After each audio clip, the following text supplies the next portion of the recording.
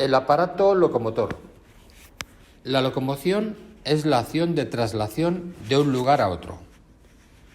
En los seres humanos la lleva a cabo el aparato locomotor, que está constituido por el sistema esquelético y el sistema muscular. El sistema esquelético es el que comprende las partes duras y pasivas del aparato locomotor. Está constituido por huesos, cartílagos, articulaciones y ligamentos. El sistema muscular es el que comprende las partes activas o contráctiles del aparato locomotor, es decir, los músculos y los tendones, que unen los músculos a los huesos. El sistema esquelético. Estructura y funciones del sistema esquelético. Estructura. El sistema esquelético está constituido por huesos, que son estructuras rígidas constituidas por tejido óseo, cartílagos, que son estructuras flexibles formadas por tejido cartilaginoso, y ligamentos, que son estructuras alargadas y elásticas de tejido conjuntivo que sirven para unir huesos entre sí o huesos con cartílagos. Funciones. Las funciones del sistema esquelético son sostener el cuerpo y mantenerlo en posición erecta, por ejemplo, la columna vertebral y los huesos de las extremidades inferiores. 2. Proteger determinados órganos vitales. Por ejemplo, los huesos del cráneo protegen el cerebro y las costillas, protegen el corazón y los pulmones. 3. Servir de punto de inserción a los músculos. Por ejemplo, el fémur y la tibia actúan como palancas que se mueven gracias a las contracciones musculares. Y 4. Producir células sanguíneas. Es la función hematopoyética.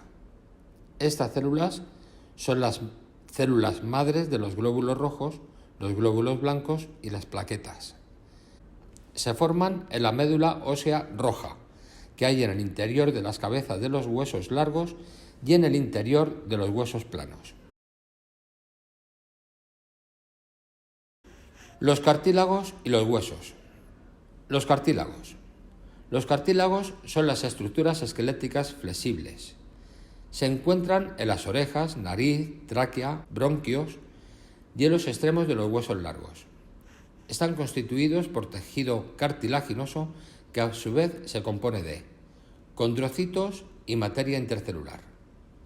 Condrocitos son células que segregan una gran cantidad de materia intercelular y debido a ello, al final, se quedan separadas de las demás y encerradas en unas cavidades llamadas cápsulas.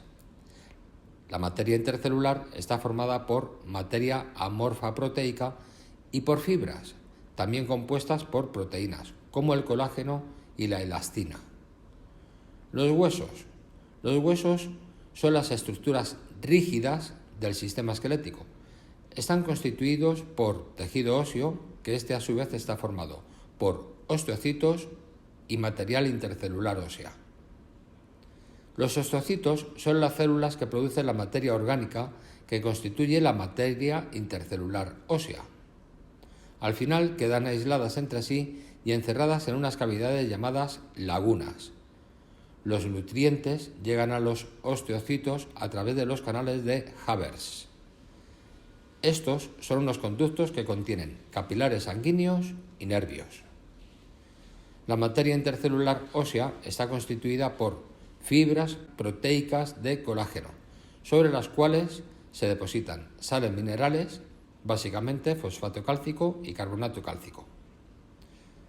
Según la estructura y densidad del tejido, se distinguen dos tipos de tejido óseo: tejido óseo esponjoso y tejido óseo compacto. El tejido óseo esponjoso está formado por láminas entrecruzadas que dejan huecos que contienen la médula ósea roja. Constituye el interior de los huesos planos y las cabezas de los huesos largos, mientras que el tejido óseo compacto está formado por láminas superpuestas, sin espacio entre ellas. Constituye la parte tubular de los huesos largos y el exterior de los huesos planos. Tipos de huesos. Según su forma, se distinguen 4 tipos de huesos: largos, cortos, planos e irregulares. Los largos, como el fémur, la tibia, el húmero y el cúbito. Cortos, como los carpianos de la muñeca. Planos, como los parietales o el omóplato. Y los irregulares, como las vértebras. En los huesos largos se distinguen los extremos o epífisis, que son de tejido óseo esponjoso, y la zona central o caña, denominada diáfisis, que es de tejido óseo compacto. En las epífisis hay médula ósea roja, constituida por las células madre de las células sanguíneas, y en la diáfisis hay médula ósea amarilla, que es muy rica en lípidos. La zona de la epífisis que contacta con otro hueso presenta el llamado cartílago articular. El hueso tiene una capa exterior fibrosa, el periósteo, que permite crecer en grosor. El crecimiento en longitud se realiza a partir de los cartílagos epifisarios, situados entre la epífisis y la diáfisis, y está regulado por la hormona del crecimiento.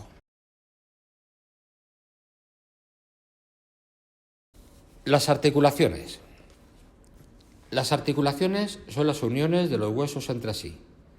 Según el grado de movilidad que permiten, se distinguen 3 tipos de articulaciones: inmóviles o fijas, semimóviles y móviles. Inmóviles o fijas son las que no permiten ningún tipo de movimiento. Por ejemplo, las que hay entre los huesos que forman la bóveda del cráneo.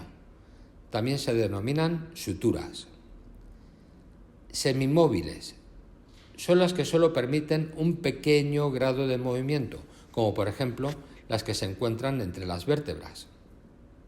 Entre una vértebra y la siguiente se inserta un disco intervertebral de tejido cartilaginoso que evita el roce directo entre ellas.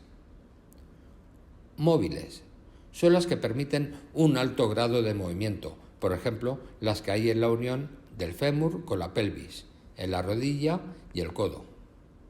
Los huesos que intervienen presentan en sus zonas de contacto cartílagos articulares. En todas estas articulaciones hay una cápsula articular formada por 2 membranas, una membrana fibrosa y una membrana sinovial. La membrana fibrosa es de tejido conjuntivo, que presenta prolongaciones hacia afuera, denominados ligamentos, y sirven para unir los huesos. La membrana sinovial produce un líquido viscoso y lubrificante denominado sinovia, que llena toda la cavidad articular. En la articulación de la rodilla, además, hay una cuña cartilaginosa denominada menisco.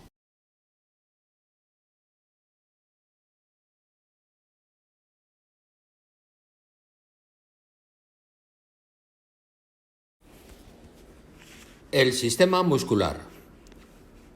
El sistema muscular está constituido por los músculos, que son los órganos contráctiles del aparato locomotor. Los músculos. Los músculos están formados básicamente por tejido muscular, cuyas células, llamadas fibras musculares, son capaces de contraerse.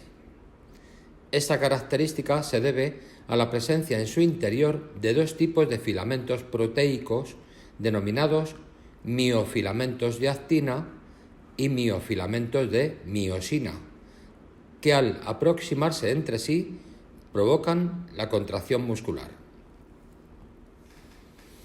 Tipos de tejido muscular. Se distinguen 3 tipos según su estructura y funcionamiento. Tejido muscular estriado o esquelético. Es el que forma los músculos que se insertan en los huesos, como los que intervienen en la locomoción. Son músculos de contracción voluntaria, que puede ser muy rápida y que sufren fatiga muscular. El término estriado hace referencia a que, si se mira al microscopio, se observa una alternancia regular de bandas oscuras o bandas A, formadas por miofilamentos de miosina y de actina, y bandas claras o banda I formada solo por miofilamentos de actina. Tejido muscular liso o visceral. Es el que forma los músculos de los órganos internos, es decir, los de las paredes del tubo digestivo, las vías respiratorias, las paredes de arterias y venas, los uréteres, la vejiga urinaria, los oviductos, el útero, etc. Son músculos de contracción involuntaria, lenta y que no sufren fatiga muscular. Se le llama liso porque sus miofilamentos no se disponen formando bandas. Tejido muscular cardíaco. Es el que forma el músculo del corazón o miocardio. Tiene estructura estriada, es de contracción involuntaria y no sufre fatiga muscular. Estructura del músculo estriado. Las fibras o células musculares están agrupadas formando fascículos musculares y estos están agrupados formando los músculos. Cada uno de estos grupos, fibras, fascículos y músculos, presenta membranas envolventes de tejido conjuntivo. En los extremos del músculo, las prolongaciones de todas las membranas conjuntivas se unen y forman los tendones, mediante los cuales se unen fuertemente a los huesos. Los músculos del cuerpo humano. Los principales músculos del cuerpo humano se pueden agrupar según las diferentes regiones de este. De arriba abajo, en la cabeza tenemos el frontal, los orbiculares de los ojos y de los labios, el músculo risorio, el bucinador, los maseteros, los temporales y el occipital. En el cuello tenemos el esternocleidomastoideo y el esplenio. En el tronco, por la parte de delante, los pectorales mayores, los intercostales y los rectos del abdomen. Por la parte de detrás, el trapecio y los dorsales. En los costados, los oblicuos del abdomen y los serratos. Y en el interior, el diafragma. En las extremidades superiores, a la altura del hombro, el deltoides. En el brazo, el bíceps braquial y el tríceps braquial. En el antebrazo, los pronadores y supinadores de la mano y flexores y extensores de los dedos. En las extremidades inferiores, en las nalgas, los glúteos. En el muslo, el sartorio, el bíceps femoral y el cuádriceps femoral. Y en la pierna, los gemelos y los flexores y extensores de los dedos. Según la forma, se clasifican en largos o fusiformes, en forma de huso, cortos, que se hallan en los huesos cortos, circulares, que cierran un conducto, los orbiculares, dos músculos que constituyen una especie de ojal, y anchos, forman una especie de abanico. La fisiología del músculo. Los músculos esqueléticos se insertan en los huesos mediante los tendones. En general, al contraerse el músculo, uno de los huesos en los que está inserto permanece inmóvil, mientras que el situado en el otro extremo se mueve. Si después de una contracción un músculo que mueve una articulación se relaja, ésta recupera su forma inicial. A veces, para volver a esta posición inicial, se contrae otro músculo que es antagonista del anterior, es decir, realiza un movimiento en sentido contrario. Por ejemplo, el bíceps dobla el brazo, mientras que el tríceps, al contraerse, lo estira. La fatiga muscular. Para contraerse, el músculo necesita la energía que le aportan las moléculas de ATP. El ATP se origina en las mitocondrias básicamente a partir de la glucosa del oxígeno que le aporta la sangre, mediante un proceso denominado respiración celular. En situaciones de esfuerzo muy intenso o de un esfuerzo desacostumbrado, puede que no llegue suficiente oxígeno a las células. Entonces, estas metabolizan la glucosa por fermentación, que es una forma de obtener ATP, que, aunque es menos eficiente, tiene la ventaja de no necesitar oxígeno.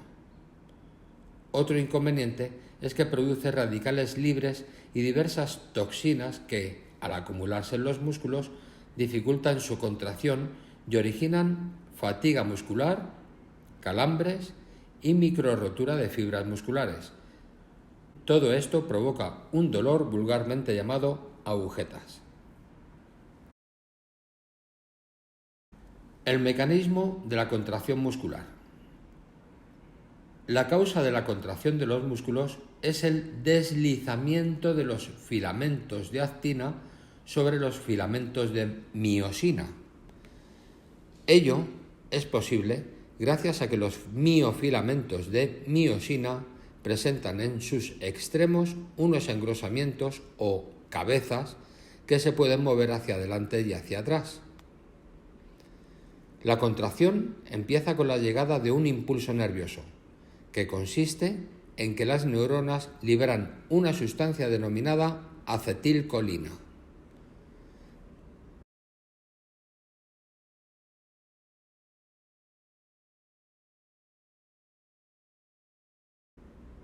Esta provoca la entrada de iones de calcio en la célula muscular y ello estimula que las cabezas de las moléculas de miosina se desplacen hacia adelante, uniéndose a algunos puntos más avanzados de los filamentos de actina.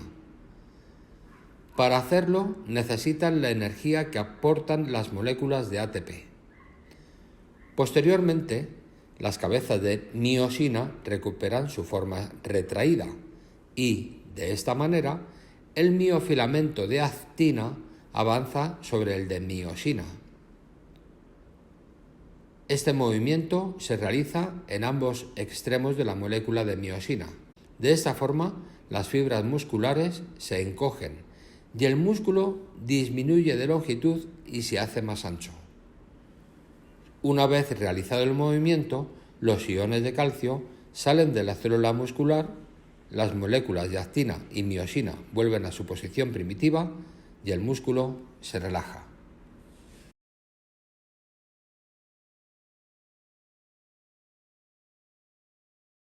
Enfermedades y traumatismos del aparato locomotor. Artritis es la inflamación de la membrana sinovial que hay en las articulaciones móviles. Los síntomas son dolor y rigidez de la articulación. Muchas veces se debe a una infección microbiana.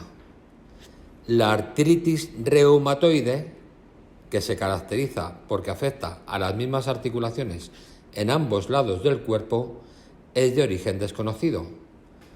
Se considera que puede tratarse de una respuesta inmune equivocada contra la propia membrana sinovial. Artrosis es una degeneración del cartílago articular debido al desgaste progresivo a lo largo de los años. A partir de los 50 años, aproximadamente, el 90% de las personas suelen padecer algún problema de artrosis. La artrosis está favorecida por la obesidad, la diabetes y el exceso de colesterol y de ácido úrico. Osteoporosis es una patología del sistema óseo que se caracteriza por la presencia de grandes poros en la zona esponjosa del hueso y por el adelgazamiento de las paredes en su zona compacta. Está relacionada con el envejecimiento y las alteraciones hormonales que se producen durante la menopausia femenina. Esguince es un estiramiento de un tendón o de un ligamento por encima de su umbral de elasticidad, pudiendo llegar a romperse. Algo parecido es la distensión muscular, aunque en este caso afecta al músculo. Luxación o dislocación. Es el desplazamiento anómalo de uno de los huesos de una articulación móvil. Hernia discal. Es un desplazamiento del disco intervertebral de forma que llega a presionar uno de los nervios que salen de la médula espinal. Fractura ósea. Es la rotura de un hueso y para facilitar su recuperación es necesario inmovilizarlo, normalmente con escayola, hasta que se forme un nuevo tejido óseo que lo suelde. Raquitismo infantil. Es una deformación ósea propia de los lactantes debido a la escasez de vitamina D, que puede estar provocada por una mala absorción intestinal, una dieta deficiente o la falta de insolación. Los hábitos posturales y la salud. Los huesos experimentan continuamente modificaciones para poder soportar mejor las presiones y las tensiones musculares. Lógicamente, estos cambios son mayores durante el crecimiento. Por ello, durante la infancia y la adolescencia, conviene cuidar especialmente los hábitos posturales. Igualmente, se ha de cuidar el calzado, la altura de la mesa de trabajo, la posición del monitor del ordenador, etc. Las normas básicas son: forma de sentarse.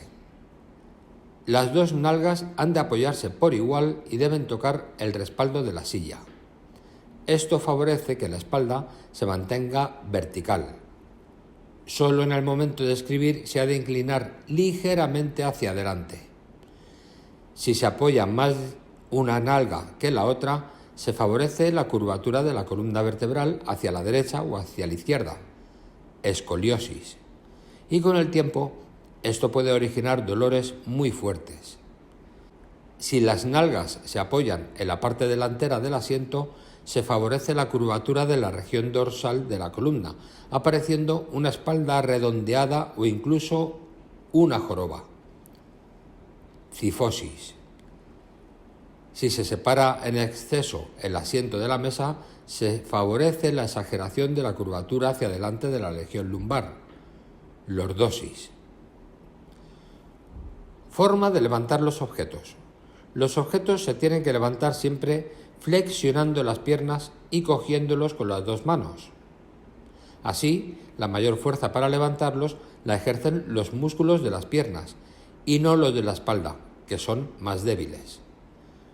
Cuando transportemos objetos, hay que distribuir el peso por igual entre los dos brazos para evitar que la columna se incline hacia un lado más que hacia el otro.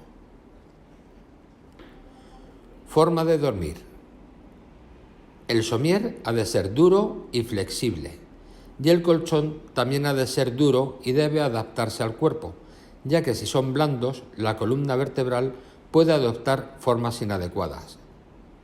Si dormimos de lado, es necesario utilizar una almohada que permita que el cuello no esté lateralmente flexionado. Si dormimos mirando al techo, se puede prescindir de la almohada. Posición frente al ordenador. Es necesario que el monitor esté a una distancia aproximada de un brazo, que el teclado y el ratón estén a una altura tal que los antebrazos se mantengan horizontales y que la silla sea anatómica. Si el ordenador está demasiado bajo, pueden aparecer dolores en las cervicales.